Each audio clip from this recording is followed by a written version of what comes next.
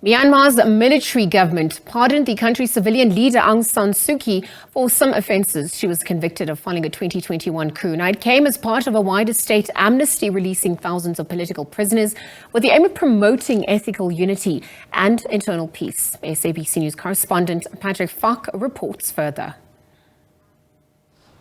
Well, it's difficult to say what sort of message the military government is trying to send with this move, but as many observers will point out, it is essentially meaningless because Aung San Suu Kyi has only been pardoned on 5 of the 19 offences for which she has been convicted. She was sentenced to 19 years in prison. She's still being detained, and it's not clear how much time she still must serve. So, as one diplomatic source put it, it is essentially a cosmetic move, one to signal to the international community without really doing anything substantive. It will be seen perhaps as a win for countries that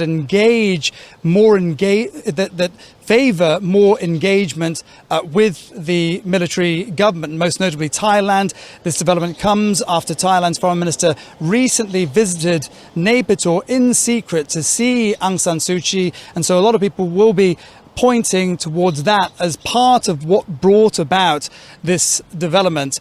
But as I say, it's not likely to change the position of the crisis in the country right now. It could be seen as a signal by the military government to say that they are perhaps willing to provide more concessions if it is allowed to come out of international isolation. It also comes as Myanmar announced that it was extending a state of emergency, which effectively means that it's also delaying promised elections.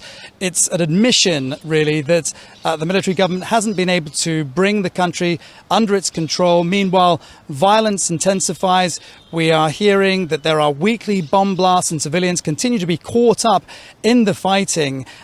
Independent observers say close to 4,000 people have died in the violence. And in response to these developments, the US has said that this is only really going to plunge Myanmar deeper into violence and instability and will only prolong the crisis.